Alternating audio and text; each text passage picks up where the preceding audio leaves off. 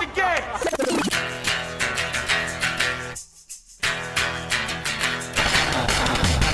Are we doing this? Really? Wait for it. Are we doing this? Wait for it. How? What the fuck? WTF. And it's also, what the fuck? What's wrong with me? It's time for WTF. What the fuck? With Marc Maron.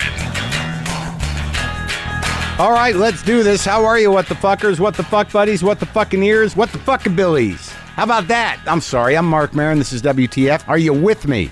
Are you with me? On today's show, Chris Cornell from Soundgarden. The fucking pipes of God. Fucking Soundgarden. Yeah, back together again, man. The 20th anniversary edition of Super Unknown comes out tomorrow, June 3rd, and Soundgarden's going to be on tour out there with 9 Inch Nails this summer. Are you fucking kidding me? Soundgarden. Cornell in a few minutes. I'm glad you're enjoying the new season of Maron. Thank you for enjoying that. I haven't been doing this because I'm a fucking moron. Give you a little teaser for this week's episode. On Thursday, we're doing the Boomer Lives episode based on the day that I lost Boomer. It's got a lot of great guest stars. The inimitable Rick Shapiro is in that episode. I was thrilled to work with Rick and several other people you'll recognize. It's about the search for Boomer. That's this Thursday, Maron on IFC. 10 p.m. in most places, 9 p.m. in others. I just got back from New Mexico. I did a benefit out there in my hometown, as some of you know. I did a benefit for the Endorphin Power Company, which is sort of a hybrid halfway house idea where they have community outreach, community service, a gym, a kitchen, single occupancy rooms for people who are transitioning into sobriety or out of jail. They got a garden there. They got a performance space there. It's just an amazing facility, and I was happy to raise some money for them, and they're doing good things, helping people out through that tough time, entering the insanity of sobriety from the chaos and dark insanity of drugs, transitioning out of the hooskow, out of the slammer. But, I talked to the dude, Jeff, over there, and, he gave me a tour of the facilities, told me what he wanted to do, and I was thrilled that we raised some money. We had a good show. Genevieve Mueller and Matt Peterson, some local comics out there who I reached out to, a bunch of Albuquerque comics on Twitter, and they opened the show. They did a great job. And I saw people, folks, I haven't seen in 30 years, man. 30 fucking years. It's crazy. I saw some dude that I was at driver's ed with. His name's Tim.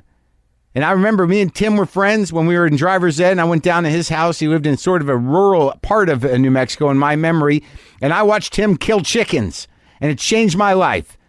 An afternoon with Tim Hooten changed my life because I watched his family cut the heads off of chickens. I watched them run around, and I was like, not for me. I know it's the right thing to do. I know it's just food. I know this is as intimate as you can get with your food. This is euthanasia based on appetite. I was not into it, but it was nice to see Tim. Saw my old buddy Dave Kleinfeld, who I've known since second grade. Some of us Jews stick together. We go the long haul, man. And I saw my dad. I spent some time with my dad. Yes, I did. All right, so here's the layout. Here's what happens. I was supposed to go to New Mexico on Thursday morning. On Wednesday, I get a text, oddly, from Jenny Connor, the producer of the show Girls. She goes, well, you're going to do a part. And I'm like, I have not heard about this. And then I heard from the casting agent. And then I heard from my manager. They wanted me to do a scene on the show Girls. I'm not going to tell you the scene. I'm not going to tell you what I played. I can tell you it wasn't me. I can tell you I played a guy. I can tell you I didn't get naked. I can tell you there was no sex involved. That's all I'm going to tell you. But I flew to New York on Thursday, and I got there. I checked into a hotel, the Trump Soho, which I was put up in. And as expected, it was very tacky in a very Trumpian way, but it was nice. I hadn't been to New York in a while. I was a little tired. I was a little jarred. And then I got up Friday morning. I went to the set. I did the thing. We shot all day. I went to eat some food.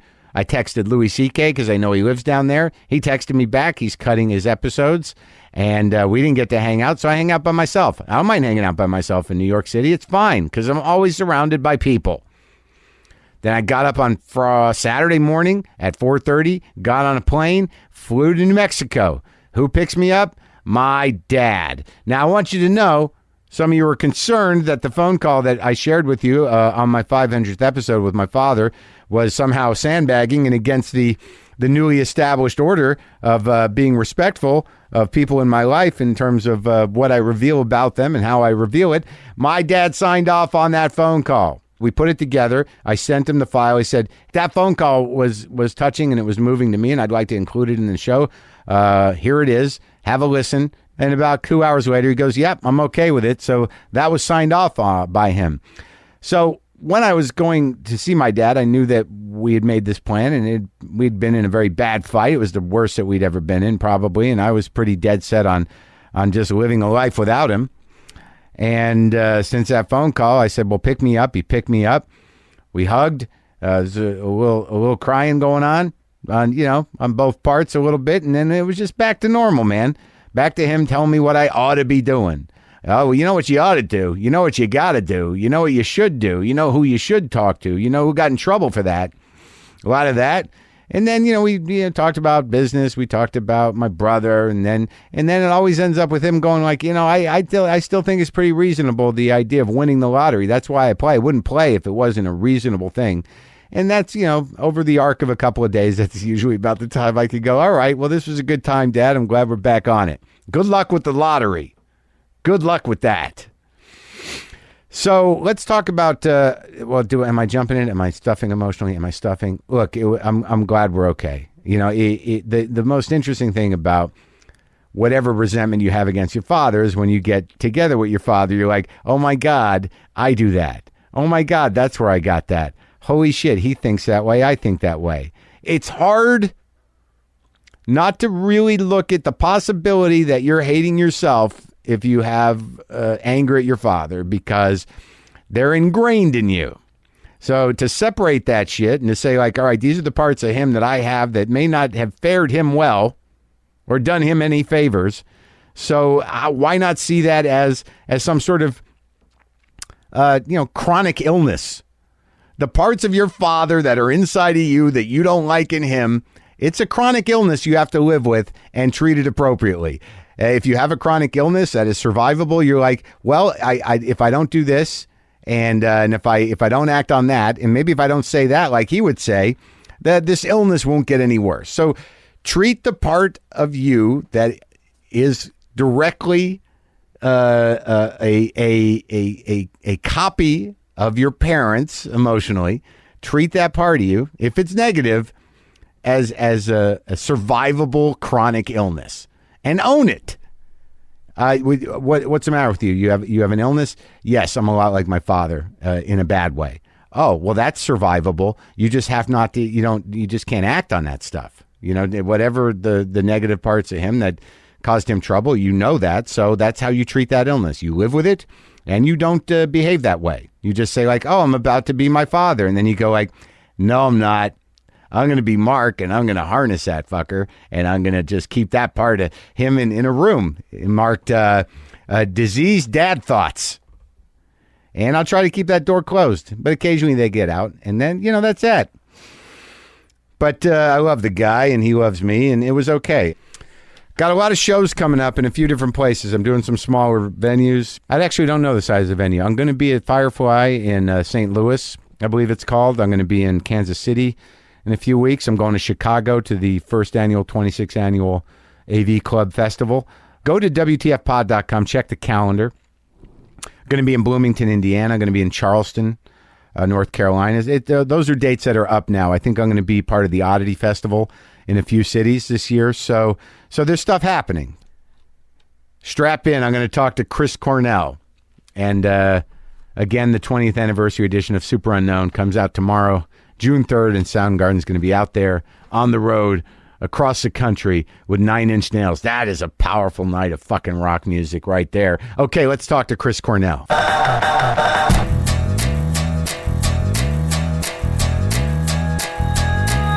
So you grew up in Seattle? Uh-huh. Like the whole life it was in Seattle? Mm-hmm. So you remember Seattle when it was a sweet, dark place? I have memories of Seattle. Actually have a lot of memories from Seattle that are legitimately in the 60s, believe it or not. What was that like? Well, how old are you? I'll be 50 in a month and a half. I just turned 50. Yeah. Right, so we're like the same age. So you kind of remember like kind of 68, 69-ish? Yeah, I remember... I remember what the world looked like, and it's sort of based on what people wore, what kind of glasses they had, right, and what cars were there. Hair length too. Yeah, hair length too. That's true. And everybody kind of looked like CCR, right, sort exactly. of. Yeah, and, and I remember there were a lot of British bikes then. Mm-hmm. So they were super loud, like way louder than anything. What, now. Triumphs? You like? Yeah. That was kind of the thing. Mm-hmm. And so in my neighborhood, I remember at that age, I moved when I was 3.5. So I still have memories up to then that I know are 3.5 or earlier.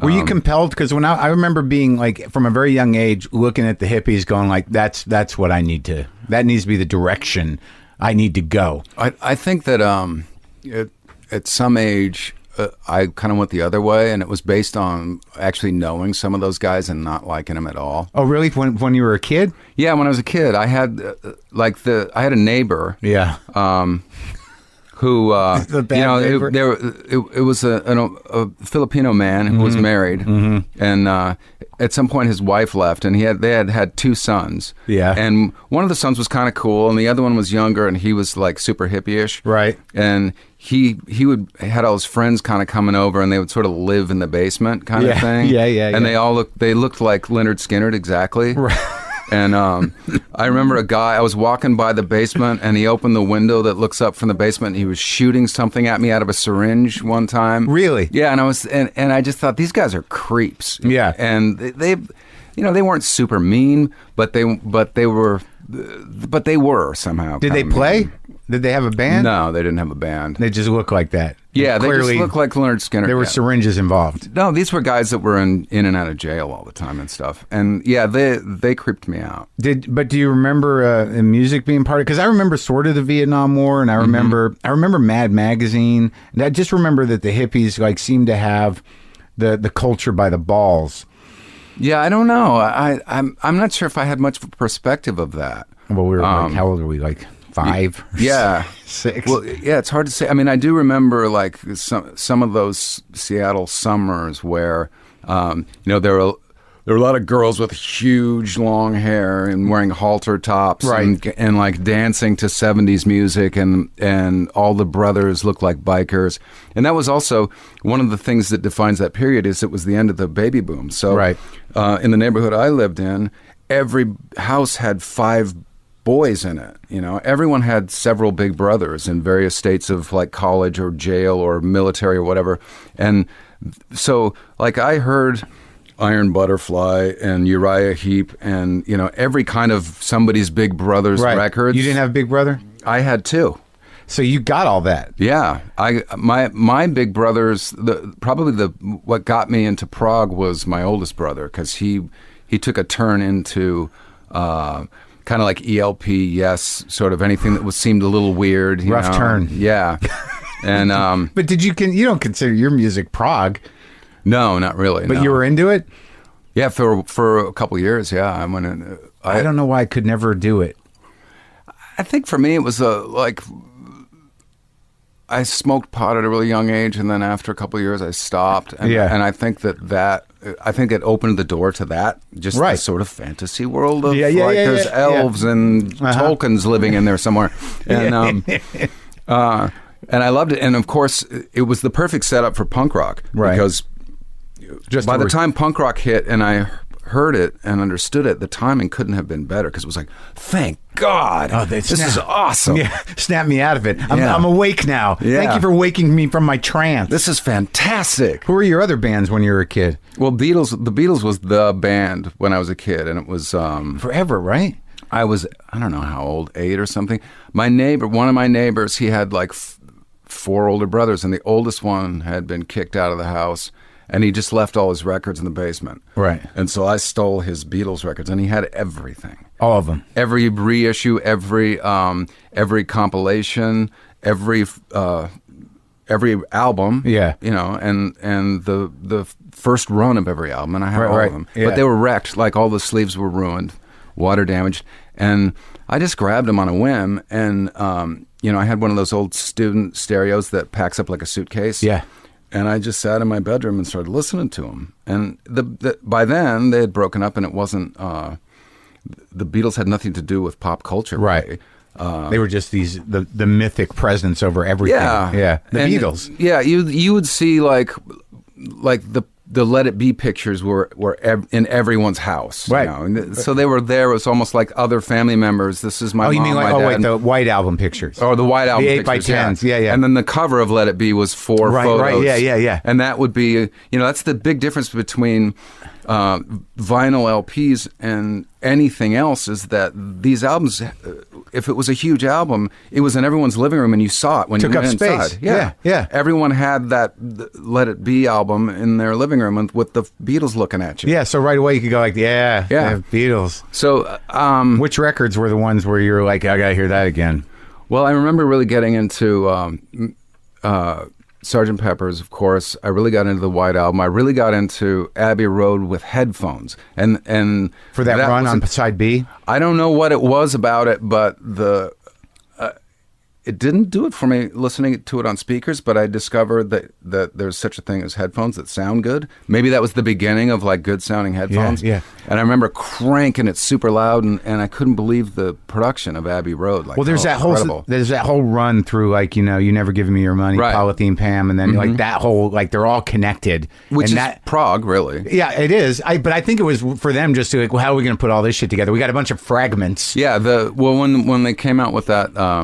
With that album of number ones and then demos, I kind of learned by then, like, oh, that's how those songs came about, because they had all these cool little bits, and then they couldn't make songs out of them. Right. Me and Mr. Mustard made just a shitty song. Right. But part of this weird thing. Part of the weird thing, it was awesome. Yeah. Because you're sitting there thinking, what were these guys thinking when they did this? How high were they? How high do you have to be to come up with Mr. Mustard and Polythene Pam? I love really high. Yeah, really high. I love that lick on Polythene Pam, though. I love that guitar on that thing. Yeah, it's great. When did you start? Like, what were your folks doing? Were you a problem?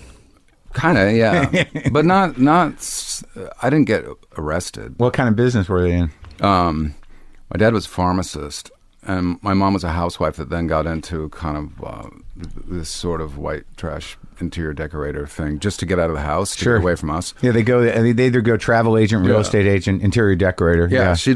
I was 6 when she found the need to get out, and so I was the youngest boy, and I think by the time I was born and hit that age, I benefited from the fact that my parents were over it, you know? So I could do pretty much whatever I wanted as long as police didn't bring me home. And that's what I did. But music was a big part of it. So I was either outdoorsy or I was sitting in a room alone, because I didn't have friends where we would sit and listen to records and talk about it. Yeah. My friends didn't get it. So I just did it alone, and it became a lonely thing. What's the age difference between you and your brothers? One's 3.5 years older, and one's 5 years older. Oh, so not that much. Not much, no. Are they both still around? Yeah. They music guys? Yeah, my brother Peter is. He actually just finished a solo record, I think, that's coming out soon. He's one of the first guys I remember where, and this is a funny story because it's like 12 at night, and my dad, who was a pharmacist, is already in his pajamas in bed trying to sleep, and I'm in the basement, and we lived in an old farmhouse, and my brother shows up at the basement door with some older looking dude, and they bring in like 2 half stacks of a Marshall, and they put a head on it, right, and they plug it in. This is like almost midnight, and the first thing the guy does, he's trying to sell it to my brother, and the first thing he does is he goes, check this out. And he turns the reverb all the way up, turns both volumes all the way up, lifts the head off the cabinet, and then lets go. And it crashes down on the cabinet and just goes... And my dad comes down the stairs, and I don't even think his feet were really touching the ground. He was like almost flying with anger and hatred, and his head was like this giant tomato. screaming, and his teeth were kind of green, and he was gnashing his teeth at my brother, and I was looking at my brother thinking, you're out of your goddamn mind. You're lucky he didn't beat the shit out of you. And I was thinking, that's so fucking cool. Well, what kind of selling? How is that a way to sell an amp? By dropping the head? Was it a tube amp or was it solid? Well, he dropped it on the cabinet. Oh, okay. Just a little bit. Not like... It felt to me like the guy had no idea how to play guitar, and the most he'd come up with what to do with this thing was to make the reverb explode. He'd probably just stolen it. Yeah, probably. And then I remember the next day, my brother going to some rehearsal. Yeah. With the amp, did he buy it? With the amp, he bought it, I think, or borrowed it, and the cabinets were like on casters, and we live in Seattle, and Seattle has hills. Yeah. So my last image of this whole thing was my brother trying to manage to roll this amp and cabinet down an extremely steep hill in the middle of the street without losing control of it, and then disappearing into the sunset. When did you start playing yourself? I mean, when did you start, knowing that was the thing? Man? Well, I learned some chords. Did you play before you sang? Yeah, obviously. I didn't.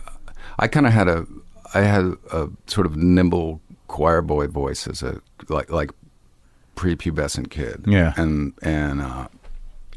could sing really well. And then when my voice changed, like whatever range I had disappeared completely, and I gave up on singing. I didn't think. No, you found it again. Yeah, it took some. Soundgarden really helped me find it. We couldn't come up with a singer, and I was like, "Oh, I'll try."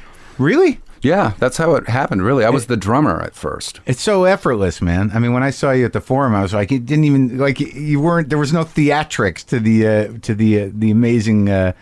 That what sounds like should require strain. Yeah, I think if you're doing it right, then it shouldn't require too much strain. Well, if you're going to try to sing a 2-hour set, there's techniques they teach you. All of the straining and the pushing and the stretching doesn't help make that sound. I think it's just your instinct to like, oh, how do I do this? Well, it's a breath thing, right? Yeah. Once you have it. Yeah, it's sort of like you've just got this little reed in your throat hanging out, and all the muscles in your neck and everything surrounding it don't really help it by trying to strangle it. But that's sort of what I did. But I learned how to sing really in Soundgarden rehearsals because we were really loud, super loud, and in order to get my voice to cut, I just started pushing it really hard. Well, so how does it start? What's going on? Are you going out to see live shows in high school? I mean, what's going on there? What were some of the shows? Not much. I mean, I think I probably saw sort of bands at the dance and like skating rink sort of stuff. But we're the same age, so the touring rock bands were who they were. I mean, I remember. Do you remember when Van Halen's first album came out? Yeah, I remember. Like, holy shit! I remember the first time I heard Eruption, and I didn't understand that it was a guitar. Right? Yeah, and everybody was playing. It was like everywhere. Yeah, it was everywhere. I remember a kid walking across the playground with a boombox, but before they were stereo. Right. And like a Panasonic thing. Yeah, like a Panasonic with it sounded pretty good. Yeah, yeah. And it had FM on it. Right. Yeah. But and I'm hearing it and thinking, my God, what is that? It's like changed the world. Yeah, it did. But it also did another thing, which punk rock cured. It sort of like I never thought of myself as being in a rock band or being, I didn't have dreams of being a rock star ever. What were your dreams? I didn't have any. You just wanted to hang out? I was just sort of, I was a wild kid. Yeah. And what, just like running around, driving around, smoking weed, drinking? Climbing trees, swimming, running around in parks. Fucking beautiful up there. Yeah, Seattle's a great place to grow up. At least it was then. And then listening to music. Right. And but so I could play, like I learned some chords on acoustic guitar. I learned to read music and play piano when I was like 10, but then I quit because it was like school to me. Right. And no one encouraged me to keep it up. I regretted it really soon after that. Of course, I regret it now, but it's hard to focus. So, man, if you I've been playing a long time, and I'm not even a real musician. I'm just a hobbyist. But there are guys who are nerd out and they'll noodle and they'll figure all that shit out, and then there are guys who just want to get out what they want to get out. Well, I don't know that. I don't think that I had I probably had the personality to sit in a room and noodle, but probably not the raw talent to pick up a guitar and go, I can do this. I never had that thought of I can do this. until I was literally doing it. And drums kind of did that for me. Well, what were you saying about the way that punk, was the sort of cure of when you hear, and I'm not putting down Van Halen, I think that they had elements of that same, like, just simple, straightforward rock that was in punk rock as well. Right. But Eddie Van Halen's a musical genius. Right. And I think there was a period in commercial rock music where it kind of came from Led Zeppelin in that period where commercial rock became, a singer with a 5-octave range and a guitar player that has 2 necks on his guitar and can play both of them somehow kind of at the same time, and his biggest influence isn't another guitar player, it's actually like Bach or something. Right. That's what they say publicly. Yeah. And I didn't think Seattle produced people like that. I thought you had to like be born and grow up somewhere else. England. They only make those in England. Exactly. Something like you. And I don't know. And you couldn't be blue collar. I didn't understand the blue collar part of rock because I think that confused it too. And so punk rock, it changed everything, for me anyone could do it. I could be in a band. I was in a band within like 3 days of the first time I ever played the drums. I was a drummer in a band. And the funny thing was that at that age, I was probably 16, having had no aspirations to do or be anything. Once that week was up, I knew what I was going to do for the rest of my whole life. Was that good? It never went back. It was that good. It was great. I had there was like, there's nothing, rock band. I guess that's what I'm doing. Great. And by the time I was 24 or 5, that's when a lot of my friends were we'd be hanging out, getting drunk, and they would say, I just don't know what I want to do with my life. And it occurred to me then how lucky I was that I never had that moment. I was figuring I'll mow lawns and wash dishes until I'm 100 years old, but this is what I will do. Did you mow lawns and wash dishes? Absolutely. Really? Yeah, I did all those things. I broke concrete. I cleaned fish guts. I did, and it was all fine. At Pike's Market or no? Elsewhere? I worked at a place called Ray's Boathouse, which was sort of a seafood joint on the bay, beautiful. So you can take apart a fish to this day. Yeah, someone presented you with a fish. I worked at a couple seafood wholesalers where it was just really more of the cleaning up fish scales and slime. And I ended up, just kind of doing I ended up then after that doing jobs you can do when you're in a band, but you want to go play shows for a couple weeks, and so that would either be like construction, restaurant stuff like that. But I was never unhappy. Because while I was at work, whether it was a cook or washing dishes or something, I was thinking about my band and music and arranging songs. And well, what was the band you were drumming in? What were they playing? What were they called? The first band was called the Jones Street Band because my house was on Jones Street, and my oldest brother had turned our garage into this soundproof, windowless rock environment. Rock environment. Yeah, he didn't. Right. He had a stereo that was absurd. Right.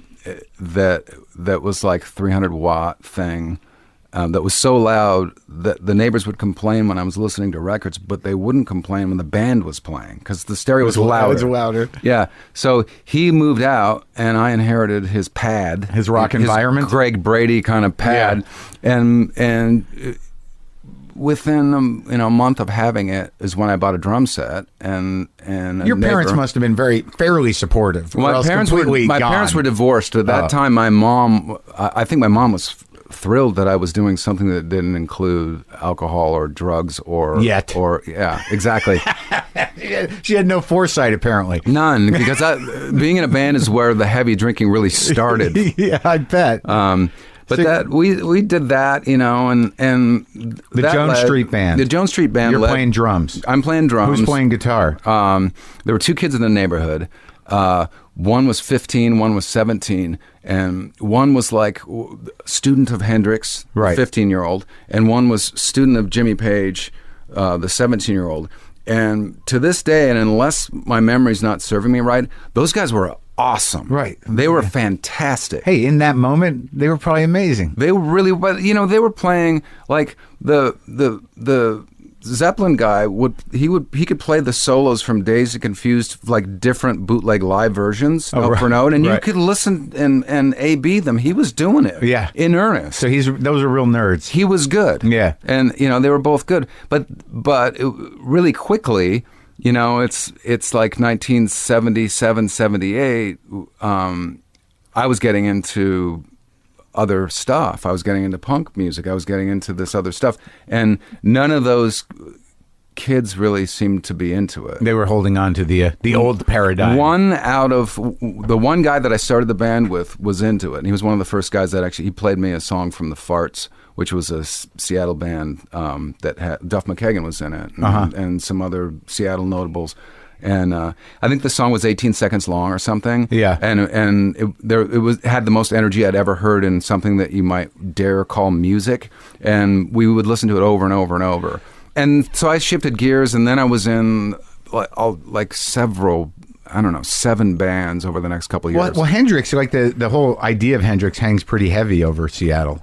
Right, because that's where he came from. Yeah, there were a lot of Hendrixy guitar players, and there were a lot of bands where they just did Hendrix songs. And there was it Randy Hansen, who he made a living out of being sort of a Hendrix tribute guy.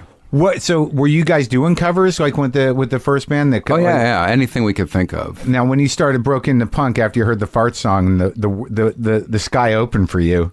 Yeah, and I think it quickly went into kind of a post-punk indie world I was a fan of punk for about 5 minutes, and then I discovered that punk isn't just like fast bar chords and spitting. Right. There's more going on musically and artistically, really. Who were the guys that showed you that?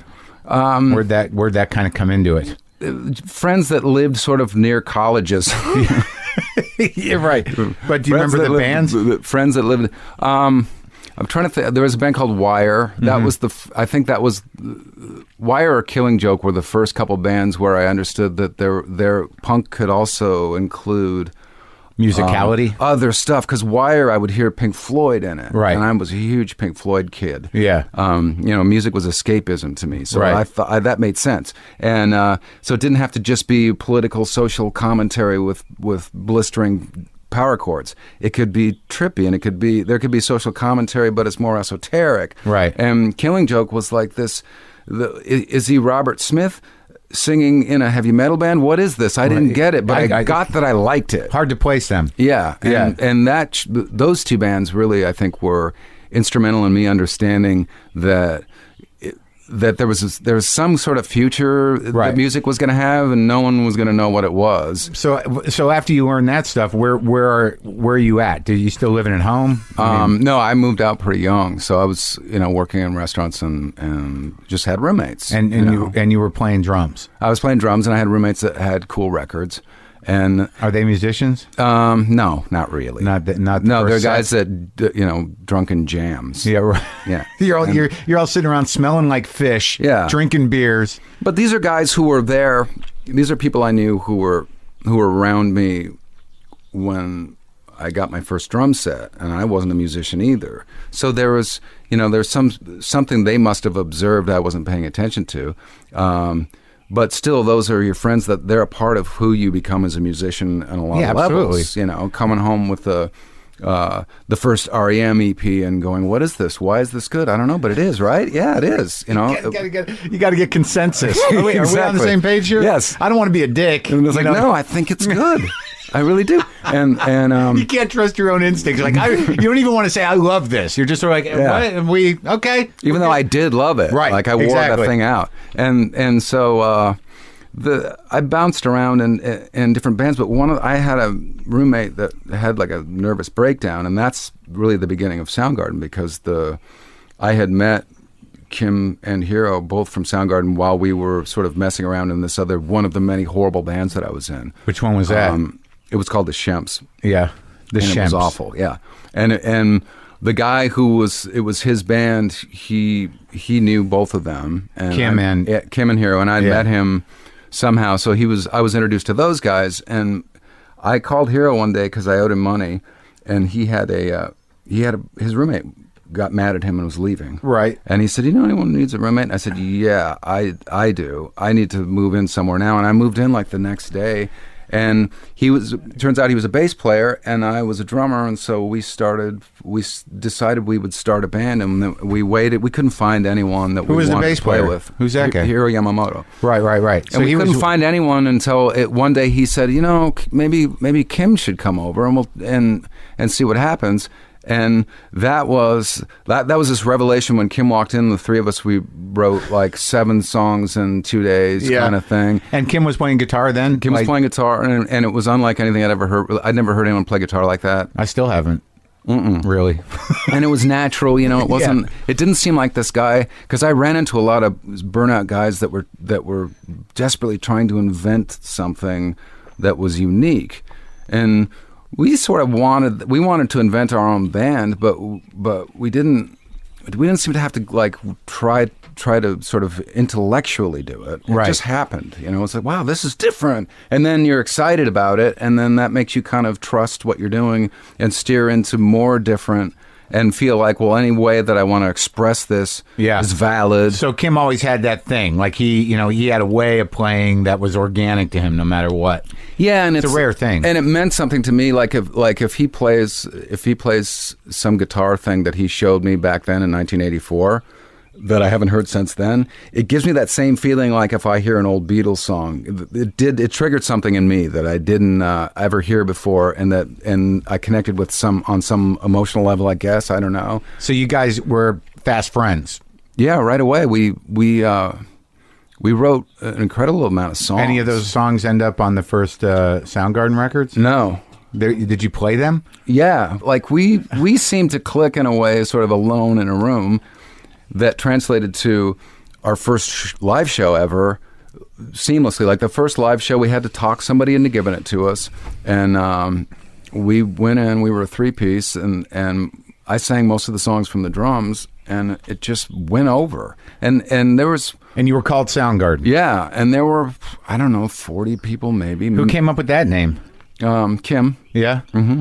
I just realized it for some reason. It always represented something a little harder to me, but it's sort of a sweet name. Well, it served us really well, because I think that having that name was part of us becoming kind of a big draw in Seattle, especially, and even when we first started doing tours, anytime we were opening up for a band, and what would happen is we would open up for a band that was kind of heavy and sort of aggro. Like who?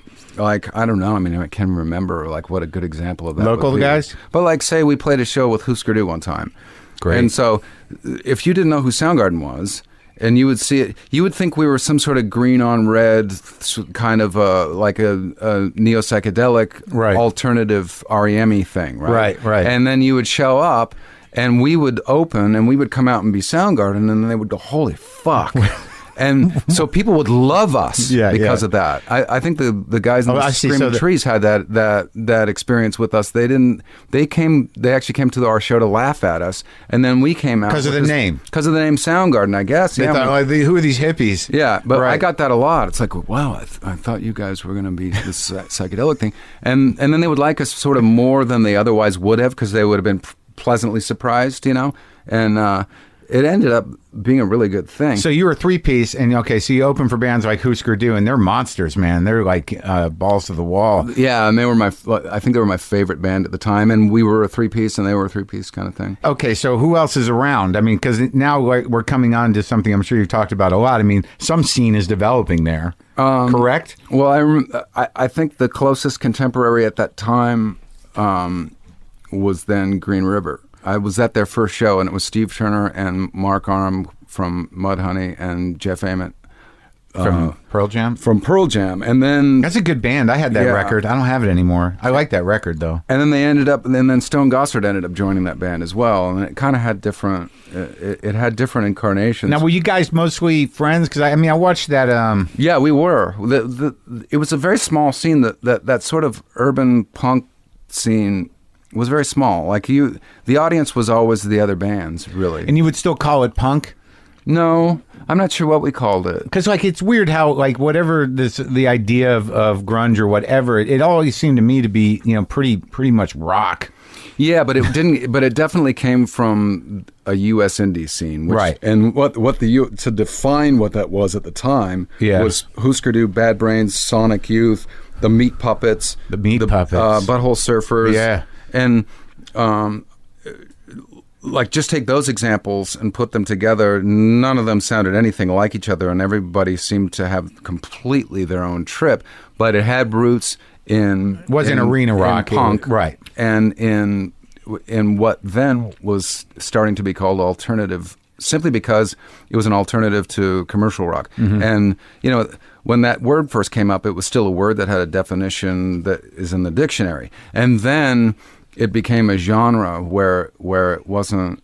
It used to just include anything as long as it wasn't commercial rock. And so, you could have a sax player in your band, like the Seattle band Feast. They had two singers, and one was a boy, one was a girl. And when the girl sang, the boy played this sort of free jazz sax over it. And it wasn't like anything. Well, that was that time, like also because out of punk, you also got that whole world of art rock that was cool. Yeah. Like this is what that kind of was. Right. Pere Ubu was like one of our sort of god bands that you would pray to, and Sonic Youth, and that kind of... There was room for it. There was room for it, and it seemed like this open chapter of a book where it could go on and on and on, and you can do anything you want, and there are no boundaries, and Soundgarden benefited from that thinking. And probably what defined us then and what made people talk about us was that we were sort of including anything we wanted, and some of that was not okay at the time. Like what? And it was not okay. Is it on the records? It was not okay to the fans of indie music, for example, then. And that was kind of a unapologetic maleness. Yeah. That was incorporating sort of heavy riff rock that reminded people of bands that were at the time considered to be, completely uncool. Right. Uncool. Not so much sell out commercial, but like for example, if someone said, somehow that last song you guys played reminded me a little bit of Led Zeppelin. For most bands... That was a bad thing? For most bands, that was the kiss of death. But for Soundgarden... It seemed people kind of started to look at it differently, like, and that was the first time I heard like this phrase of Zeppelin in a good way, because there was at that moment. Nowadays, Zeppelin is always in a good way, but in those days, there was a whole lot of Zeppelin in a bad way, because you had bands like doesn't that seem Whitesnake. Crazy? Yeah, it kind of does. Although, if you think about it, what was taken from Zeppelin by all the commercial rock bands was the hair. The like super tight pants, the fashion, kimonos, light show. It's in an arena, drum solos going on, stuff like that. They didn't take the sheer rawness of. I mean, every Led Zeppelin song to me on record, especially the earlier records, sounded like they had written it right while they were playing it almost. Like Jimmy Page didn't seem to care. Like, he would do these blistering solos where he would miss, like, 5 or 6 notes, would sort of fret out, and his fingers would miss him. He didn't give a shit. But also, like, it seemed to me at that time, because we're the same age, you watched all those bands sort of arc out. Like, the best of those bands was what you're talking about now. And by In Through the Outdoor, which is still a good record. I still love it. Yeah, but it was a huge commercial success, and people had lost touch with what made those bands so fucking good to begin with. Right, and where, you're either rejecting them. I mean, I think by the time Song Remains the Same came out, punk music was already blowing up in London and in New York. And it was in earnest. And it had to be a reaction against everything. Right, and so fast forward to like 1985, 86, we're sort of allowing some of that into our music, and did it happen naturally? It's getting a violent reaction, one way or the other. Well, there were a lot of supporters, and I think that's where we found kind of a new, not only our own voice, but we were doing something pretty much nobody was doing. Well, you must have been surrounded by, arty, sort of like, nerdy kids. Yeah. There was the poet guy who seemed to weigh, less than 100 pounds. Right. And there was, there were college DJs that were supporters. Yeah. A lot of guys in other bands. There were writers. It was basically college people. But I imagine at some point you just started seeing dudes you like to rock show up. Not for a while. Really? Yeah, really. Really? That happened later. That I think you're pretty much in the 90s before that happened. Really? Yeah. Because like, and even now, like even when people compare you guys to Sabbath or can compare Kim to, to that type of heavy riff laying, I mean, at that time, Sabbath was no one gave a shit about Sabbath either. No, but I think what it is that the guys still listening to Zeppelin and Sabbath records would have no way of knowing a band like Soundgarden existed at the time. Right, because they didn't go to any indie record stores or listen to college radio or buy indie records. They still were in their cave. And it wasn't until Alice in Chains came on the scene, and they were actually the first band to break.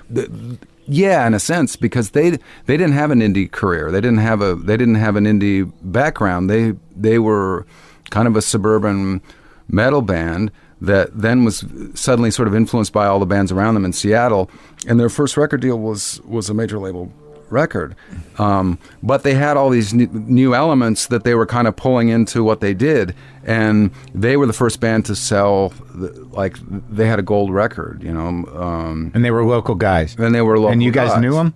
By then, yeah, they weren't part of the early scene, but by the time their first record came out, we all knew them. Yeah, so we were friends. So what was the early scene? Was like the guys from Pearl Jam, the guys from Mudhoney, the guys from Melvins. We played with, but like in town. Were the Vaselines up there? Yeah, but I don't remember even seeing them. But they were there. What sort of predated that scene, the huge bands were the Blackouts, which most of them became part of Ministry at some point. Yeah, and there's a band called the U-Men, and that was sort of the scene that we walked into. Right, we were playing shows at the same time as them, but then what we did was. And what Green River did seemed to kind of create a maelstrom of new bands that started to include like people from like guys from Alice in Chains, like that they could see that and go, we can make records like this. We can fit into this in a way. There's something new for us too. Did you feel like they were riding your scene? Was there those kind of weird competitive moments of like, what are these guys doing? Not really. I don't really feel. I felt like if there was a band that was outwardly the most influenced by us, it was them for sure. Yeah. But I also felt like. I always felt like there was nobody like Soundgarden because there really wasn't. Right. And if you listen to our albums and compare them to any other band, there was nothing like that. And I still think it's the same way. I still see, like we play festival shows. We've done like 3 or 4 with Arcade Fire, and we can also go play right before Black Sabbath, and either one's fine. Well, you've defined your thing. Mm-hmm. I mean, you guys are a thing. You're not an opening band or you're a band. Well, I mean, stylistically, our music can fit with either or. And I think that's unusual. So what was the sort of moment where? I mean, I watched Cameron Crowe's documentary, and he seems to kind of put a lot of the center of the scene on Mother Love Bone and Andrew Wood, and as being this defining moment of the transition of that scene into the mainstream. Do you see that? I think Soundgarden's first show where like guys from A&R guys from major labels came, that was the defining moment. That was it. Yeah, because were you guys the first guys with a deal outside? We were the first guys that had any interest from like a commercial label ever, by a lot, well before Love Bone or Alice in Chains. I don't even think Alice in Chains was a band then. And what happened was, through just a couple of circumstances, there was a woman that was the program director at the college radio station. She made a compilation tape with Seattle bands on it. We were one of them. One song. Which song? I think it was called Nothing to Say, that ended up on the first Sub Pop record. And then Mike Borden from Faith No More, the drummer, was a huge fan of Soundgarden. I guess we played a show with him. Yeah. And he got the woman that signed Faith No More to / Warner, he got her interested. So A&M Records, based on this tape from the radio station, and / Warner, which then became an A&R person for Geffen, they came to one show, which was at this kind of cross-dressers sort of goth bar that had shows. And there were very few places to play, and that was one of the good ones. And we knew that these A&R people were coming, and it just had never happened. And it wasn't something that anyone thought about. Right. And they showed up, and I don't remember who opened, but we just blew it up. Yeah. We did it. It was the right moment. Somehow, whatever was supposed to happen happened. Yeah. And then we were like in a major label bidding war the next day, and we basically said no to everyone. And we didn't. I think it was 2 years from that day that we ever even signed a deal, because we felt like we're an indie band that knows who our audience is. They know who we are. You guys are going to destroy us. It'll be the end of us. So this was the enemy. Yeah, kind of. But the enemy looked around while they were there. They saw us, and I don't remember who it was that opened for us. It might have been Feast or something. And they realized there's something there. You're right. Something happening. Right away, once the news was that there's this Seattle band called Soundgarden that's in a bidding war, A&R people kind of, just like flies, just jumped on Seattle. And Love Bone was a band that was kind of a, like a fun band that came out of Green River, where it was just friends doing something that they thought was kind of fun, and then they just decided, we're going to do this. And I think they were the second band after Soundgarden to get that kind of love. And they had great songs. They were the band. I think that Mother Love Bone was the band that could have actually saved commercial rock in the form that we had known it up to then. Right. Because they were the only band that was a bridge between what was happening in commercial rock and what commercial rock became, really. Because they had elements of all of it, and it all made sense in the context of really great songs that you would remember and that would get played on the radio. And the fact that Andy died, I think, was actually kind of the nail in the coffin in my mind, because I know that they would have been a huge band, and I know that somehow that what they did would have allowed some of these other bands to kind of transform a little bit and continue to have a life. But because that didn't happen, it didn't work out that way. It was suddenly, anything that was commercial rock was easily recognizable and immediately the enemy. But they had the bridge with Andrew. They had a bridge with Andrew, and the way that they presented themselves, the way that the way that they could incorporate influences from a band like Aerosmith, even a ballad version of Aerosmith, right? But still have all of this indie pedigree and all of these other influences. They seem to me in earnest to be able to marry those two sides without it being weird. And you were tight with Andrew. Yeah, we were roommates for a long time. And when he died, were you roommates? No, we hadn't been for a year, I think. What role, because I know, my first wife, or my second wife, was from Seattle. Now, where did all this fucking heroin come from? Because it just seemed to just consume that city, man. Yeah, but based on what, really? And I can say this, from experiences like post-alcohol addiction and drug addiction, where I'm trying to be sober. Yeah. And say I will go to an AA meeting. Right.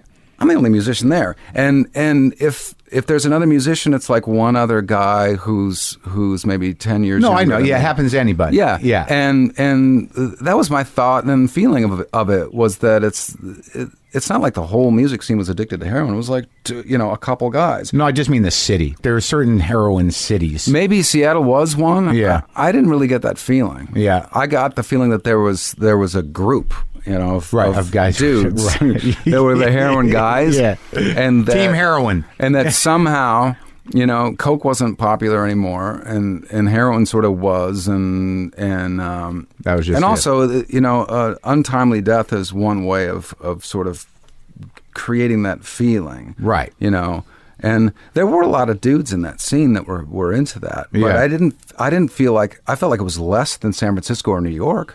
Right, it's different. I think it was different dope. I don't know. I'm sober almost 15 years, and I remember there was definitely this cutoff between like the booze and coke guys, and the weed guys, and the heroin guys were like, all right, they're a graduate level, And I didn't know any of the heroin or coke. If I knew them, you know, we didn't hang out. I hang out with the guys that you know we were active guys that drank beer, so we would ride mountain bikes at night, and we would put a 40-ouncer where the water bottle's supposed to go on the bike, and that was the extent of it, really. Sure, heroin was not an out in the world drug. No, it wasn't to have fun and climb trees at 4 a.m. and swim across the bay. Yeah, no. Coke was a panic drug. Heroin was a I'm just going to hang out drug. Yeah. Alcohol, you could get shit done on alcohol. Yeah, you could still somewhat, you know, we had a normal life for at least through our 20s. We were still doing everything we did in our teens. Right. So, well, that's what being a musician entitles you to. All right, so you turn your back on A&M initially, and you record, what, how many records? We did. We put out an EP on Sub Pop, a couple EPs on Sub Pop.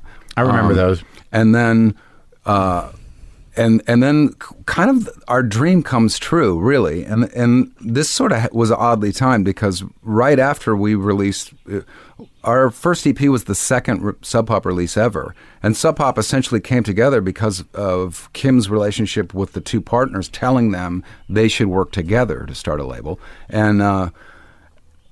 When it's time to do another thing, SST had called Bruce Pavitt at Sub Pop and was interested in Soundgarden, and Sub Pop didn't have money to give us to make another record at that moment. Yeah. And so Bruce actually said, you should go make a record with SST. And to me, that was our dream come true Valhalla moment, because that was the label we wanted to make records on the whole time. And there was this period where we were Soundgarden, we had probably 2 albums with the material, and we were thinking, no indie is going to ever. But that's the real indie label, like the Minutemen, Dinosaur Jr. Yeah. Who else is on there? The Meat Puppets. Yeah. They did at least one record with everyone. So right. I think Husker Du might have done a record on SST. They did records on SST. Yeah. Sonic Youth did at least one. Bad Brains. So now you're being coronated. Yes, this is where we want it to be, and so we had this opportunity, and by then we made that album. By then, that was really pissing off A&M and Geffen and stuff, because they're still talking to us and trying to convince us to sign. Like, what the fuck is wrong with you guys? And those record deals, like, I can tell you now, the Sub Pop record deal was one piece of paper. One piece. The SST record contract was maybe 3. Right. And I think we hired a lawyer to look at that one, and he seemed more confused by it than us, so we didn't even, you know, we met with him in my living room for 10 minutes, and then that was it. Yeah. And those both turned out to be good deals for us. Right. And they were for one record. Now you're talking. You have these guys coming to your shows and talking to you about 5 records with an option for 2 more, and I'm thinking how long it takes to make a record. So I'm thinking, so when I'm 30 something, you know, maybe we'll have fulfilled the contract. Right. And then someone will tell you, well, maybe it depends on if they pick up the option. Then you've got another 4 releases, and they're talking about, you know, you're essentially making a contractual obligation to accept a record budget for a record that you're going to make 8 years from the time that you sign the deal, which makes no sense monetarily based on any monetary system that's ever existed. Right. They just own you. That's all it is. Yeah. And so they're talking to us like that, and we're feeling like, why? Yeah. And so once we started making the SST record, the songs that these labels wanted to sign us for, based on these songs, essentially, they start feeling, well, now they're using up all their songs on these stupid, frivolous indie records. That was the way they spoke about it. Right. And that was the moment where we just had to have this sense of, we had to have a sense of ourselves and self-confidence and be like, you know what, we just got started. Yeah. We're going to write more songs.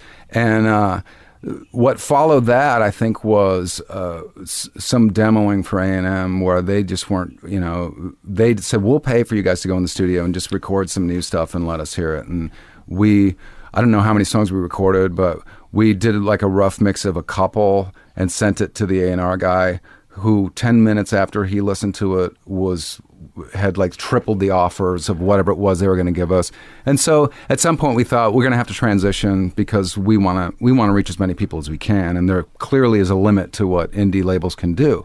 And we still had that concern about a major label connecting to our fans that already existed. And to this day, the SST album has outsold the first A&M album. Louder Than Love? Yes, because they helped us kind of find a new audience that was a commercial rock audience ready for something new. Right. But we lost some of the indie audience because they literally would only buy from mom and pop stores that wouldn't carry an album from A&M and wouldn't carry the magazine that A&M advertises in and wouldn't watch a video program that might play your video and right. None of that stuff. So we were right to wait, and we probably could have waited a little longer. But what that did was, what Louder Than Love did on A&M was it started to chip away at what commercial rock was. The song Get on the Snake, which isn't even in 4/4, and doesn't have a chorus, was the first song I heard being played on commercial rock radio in L.A. at drive time. Yeah. And I'm in a car. And up until then, it didn't make sense to me. But then I heard it on the radio in between Tom Petty and something else. Yeah. And I thought, this works. This actually, it sounds like it should be coming out of the speakers between these songs. That's a big moment. That was a huge moment. Yeah. And it didn't lead to a hit record, but it did lead to MTV, radio, anything that was sort of the gatekeepers of commercial rock were changing their perspective. They were coming to us. We weren't going to them. Is Loud Love on Louder Than Love? Yes. That's a great song. Thank you. I love that one. So that changed the whole paradigm. That was the beginning of that changed and it wasn't, it was very quick. And the other bands doing that right then were the Red Hot Chili Peppers and Jane's Addiction, really. And Nirvana wasn't there yet. No, they weren't around yet. So this all leads up to Super Unknown, which is huge. But what? Bad Motorfinger went platinum, right? Bad Motorfinger went platinum. I think it actually went double platinum. Double platinum. Louder Than Love did not. Louder Than Love did not. Louder Than Love was magic because the buzz on our band and the album and what was happening was so much bigger than what we had sold. I remember when we got offers to open up for Guns N' Roses in the U.S. and Europe. We were all kind of scratching our heads, and I think it was our lawyer at the time that said, "Well, what's happening is that everyone thinks your record sold a lot more than it did because everyone's talking about it, and they don't know. So just pretend that it sold as much and go do it." And it's one of those weird things. But that led to Bad Motorfinger, which then by any standards, double platinum is a huge success. But during that year that it became, that it sold 2 million records, I think Pearl Jam probably sold 16 and Nirvana sold 15 or something. Right. So which was a mixed blessing. And on the one side you could go, how come it's not us? On the other side, we didn't have a backlash and no one was mad at us. Right. So we were still okay. Get some cred. Yeah. All right. So then you do Super Unknown, which is like huge. Quadruple? I think we did 5 million in the U.S. and 3 million outside. That's like such a huge record. Yeah, and that's such a that great, is mammoth. It's a really. great fucking record. And I've been buying your records and I was listening to your records. And then when I heard you guys were breaking up, like I was one of those people, I'm like, why? What? How does that happen? Well, and that's the thing. Like, and that's what's, maybe it's the timing. I don't know. In terms of what was magic about Super Unknown is that we had been a band since 1984. Now it's 1994, but people only just heard of us last year. People in terms of the big picture of outside of this little indie world. Right. It's like we're a new thing. It's the new thing. Have you heard that new band? Yeah. No, they're coming out with a new record. And for us, it was like we were reinventing ourselves as songwriters, in the studio, everyth about it. We were... You're growing different ways. Yeah, and just in a natural way. We didn't wake up one morning and go, oh my God, we've got to do something different here. It was the opposite. It was time. We were pushing the boundaries of what we did. And that album came out, at that time that we were reinventing ourselves, people were just discovering us. And that, for some reason, that seemed to work commercially, which is still, to me, a strange thing. The idea that Black Hole Sun, for example, could be this international hit single have you ever read the words to it?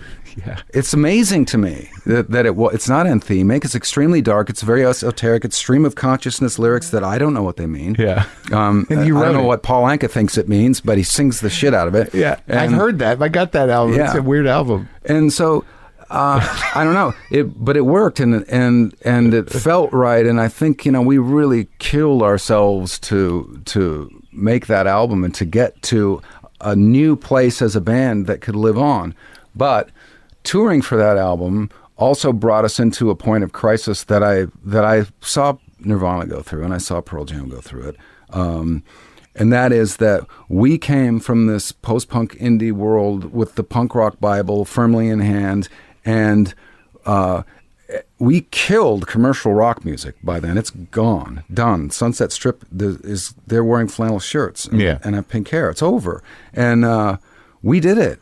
And at the same time, now we're playing hockey arenas, and we're in the same magazines that scene that we killed was in, and suddenly we're having this existential crisis of we are that. And I think Soundgarden's way of dealing, we internalized it, and I think it was part of an implosion. Now, when we made Down on the Upside that followed it, it's one of our best creative moments, and we produced it and mixed it, and it was great. But we'd been a band for a really long time by then, and we were, Super Unknown was just this strange shift in finding an audience and also kind of a band a decade old going through this reinvention. But did you guys fight?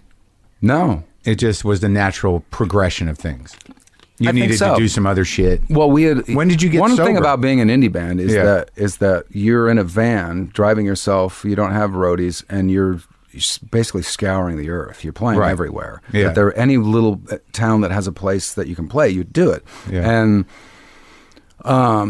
so by being a band for 10 years, and then suddenly you're having this great commercial success, that's usually when a band goes out and does what Metallica was doing the whole time, which is you support a big record like Super Unknown for 2 years. Right. We weren't having it. Yeah. We were tired. We were done.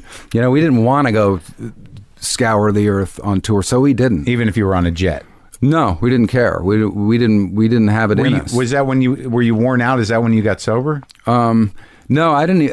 I hadn't even really got going yet.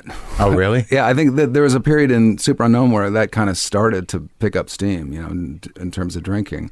But it wasn't until after Soundgarden broke up that I think had a meltdown. Yeah. What'd that look like? Not good.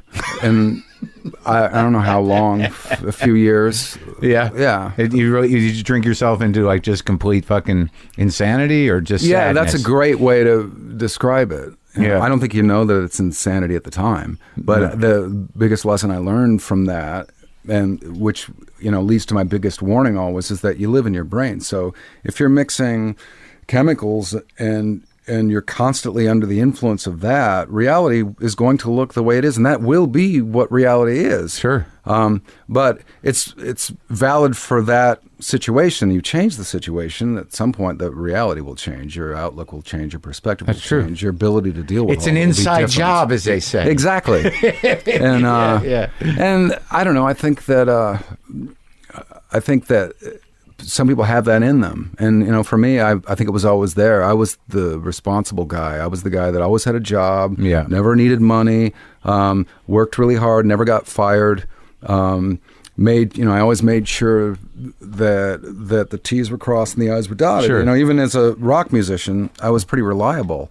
And control freakish? Maybe a little bit. Yeah. But learning how to deal with that. Right. And I think for me, whatever it was, that ability to go so far out with alcohol, it was just a situation that was kind of waiting for me. Right. You need to break it all apart. Yeah. When I reached a point where I was like super emotionally vulnerable, I dealt with it in the way that people like me deal with it. I retreated from the reality of it instead of being a responsible guy and trying to figure my life out and make hard decisions and deal with it. And you were still writing music. I mean, some of the solo absolutely. albums, I never stopped. Yeah. But the solo records must have been part of that dialogue. Yeah, and I think that the difference between drinking, not drinking would have just been, I would have made 2 instead of 1 in the year and a half that I did. You know, it just slowed me down. Right. I wasn't someone that I couldn't write anything drunk, so I would have to wait till I wasn't, and then write. And then when I felt like I had something good, I'd be relieved and celebrate by getting hammered. Kind of. But it was just kind of laying in wait and waiting for me to be weak, and then I dealt with it in the way a person that's acting weak does, and then until I was fed up with it. And now you're okay. Now I'm fine. You seem good. Good. So, well, you did all that. You did the stuff with Audio Swave. You did the solo records, and now this. We're talking because it's the 20th anniversary of Super Unknown. Yes. And I'm anticipating my vinyl. Thank you. And you're going to tour with the guys. Yes. Yeah. Well, we start touring soon. We're actually going to Europe. First, we're doing an event in New York where we play Super Unknown from top to bottom again. Oh, really? Yeah. And then we're going to go do a bunch of shows with Sabbath in Europe. God. And this is Sabbath's kind of big moment right now, and we get to be a part of it, so it's great. That's it seems like perfect. Yeah, it's great. How does Kim feel about that? Everyone's psyched about it, really. And we've played shows with them before, and like if you sit and talk to them, it's not, suddenly you see there's a lot of parallels between the two bands in ways that you never would have thought. Right. And suddenly, now that we're the age we are, the age gap, it shrinks. Yeah. When you're 20 and someone's 30, you're on two different planets. Right. But when you're 50 and someone's 60, you're the same. Sure. And you've been through it. Exactly. And those guys, and it doesn't, the opinions about generations and music don't mean anything anymore. It's and also you're survivors. You're all survivors. Yeah, exactly. And the band's getting along good? Mm-hmm. It's great. It's amazing, man. You're talking about Sabbath, right?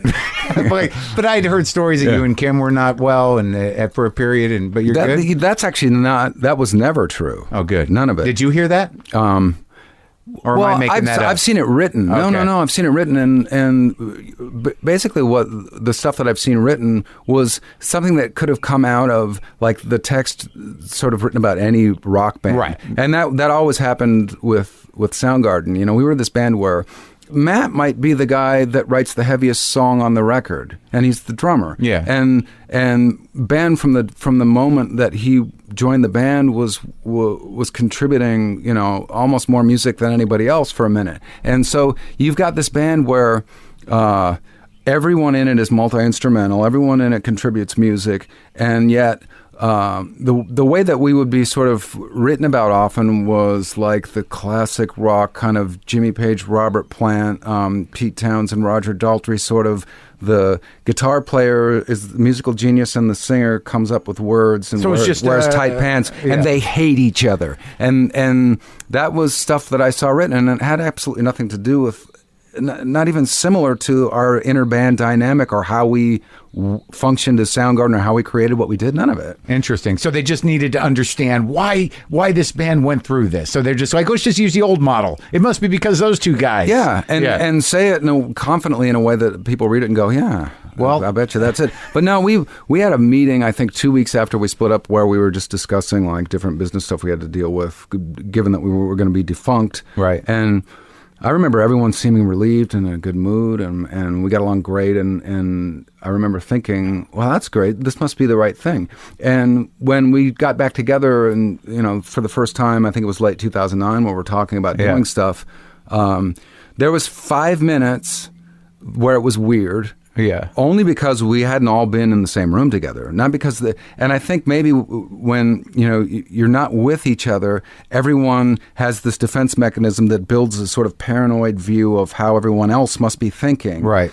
And after that 5 minutes, we realized that didn't exist, and we've been great ever since. There hasn't been one moment that isn't positive since we've got back together then, and that's already now going on 4 years. So that's awesome, man. It's great to hear, Chris. Thanks for talking to me. All right, thank you.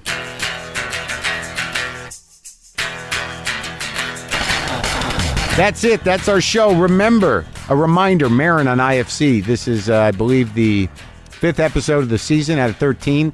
It's focused on me losing Boomer, and it's a beautiful episode. And that's this Thursday, 10 o'clock, East and West, 9 o'clock, 9 o'clock some other places in the middle. What else do I got to tell you? Go to WTFpod.com for all your WTF pod needs. Get the app if you want to stream the 451 episodes that you've never heard because you're new. Go get the free app, upgrade to premium, and you can have at them all. That's what I tell you. Boomer lives!